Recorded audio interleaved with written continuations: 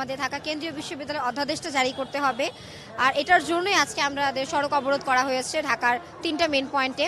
সরকার যে পর্যন্ত আমাদের অধ্যাদেশ ক্যাবিনেটে না তুলতেছে বা তার 2-1 দিনের মধ্যে অধ্যাদেশ জারি না করছে ততক্ষণ পর্যন্ত আমাদের এই অবরোধ চলমান থাকবে। 24-এ খসড়া দেওয়া হয়েছিল, কিন্তু এখন অংশীজনের মতামত খসড়া দেওয়ার পরও কিন্তু পক্ষ বিপক্ষ হয়েছিল, অনেক ঝামেলা সৃষ্টি হয়েছে। তারপরে খসড়াটাকে আবার পরিমার্জন করা হয়েছে, পরিমার্জন করে অধ্যাদেশ সেই পর্যন্ত জারি হচ্ছে না যতক্ষণ পর্যন্ত আমাদের উপদেষ্টারা বা মন্ত্রী পরিষদে সবার স্বাক্ষর না আসতেছে, ক্যাবিনেটে আমাদের খসড়াটা না তুলতেছে। তো ক্যাবিনেটে না ওঠা পর্যন্ত আমরা কোনো গ্যারান্টি পাচ্ছি না যে আমাদের অধ্যাদেশ আদৌ কখন দিবে।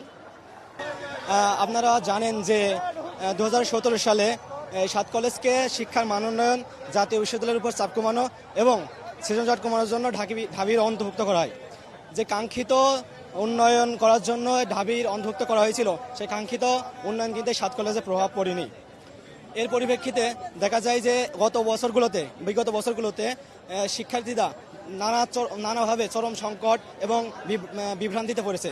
যেমন এই 7টি ক্যাম্পাসে যথেষ্ট পরিমাণ ক্লাসরুমের সংকট রয়েছে, তারপরে আবাসনের সংকট রয়েছে, তারপরে পরিবহনের সংকট রয়েছে। শুধু এখানে সংকট সীমিত নয়, সেটা হচ্ছে যে যখন এখানে অনার্সরা পরীক্ষা দেয় তাদের যে পরীক্ষার রুটিন সবকিছু প্রশ্নবদ্ধ কিন্তু ঢাকা বিশ্ববিদ্যালয় করে। তো দেখা যায় যে তারা কোনো রকম আগাম জানানো ছাড়াই হঠাৎ করে তারা পরীক্ষার শিডিউল বা দিয়ে দেয়, এবং এটাকে তারা যে পরীক্ষা নেওয়ার পরে সেই খাতা দেখাগুলো ভালোভাবে মূল্যায়ন করে না। এর ফলে অনেক শিক্ষার্থী 5টায় 4টে 3টে এইভাবে ফেল করে।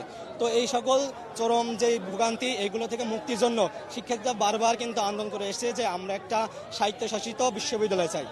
এর দাবির প্রেক্ষিতে অন্তর্বর্তীকালীন যে সরকার গত বছর জানুয়ারি মাসে একটি বিশ্ববিদ্যালয় গড়ার আমাদেরকে আশ্বাস দিয়েছিল, এবং এরপরে নাম দেওয়া ছিল সেটা ঢাকা সেন্ট্রাল ইউনিভার্সিটি, যেটার খসড়া অধ্যাদেশ গত বছর সেপ্টেম্বর মাসে দেওয়া হলো। এবং এই অধ্যাদেশে কিছু আইন বিতর্ক ছিল, অনেকের মত পার্থক্য ছিল।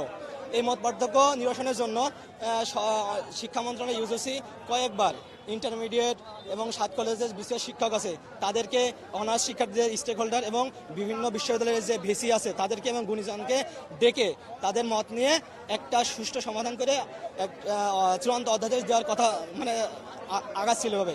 আমাদেরকে গত বছর ডিসেম্বর মাসে 7 তারিখ 8 তারিখ যে অবস্থান কর্মসূচি করেছিলাম,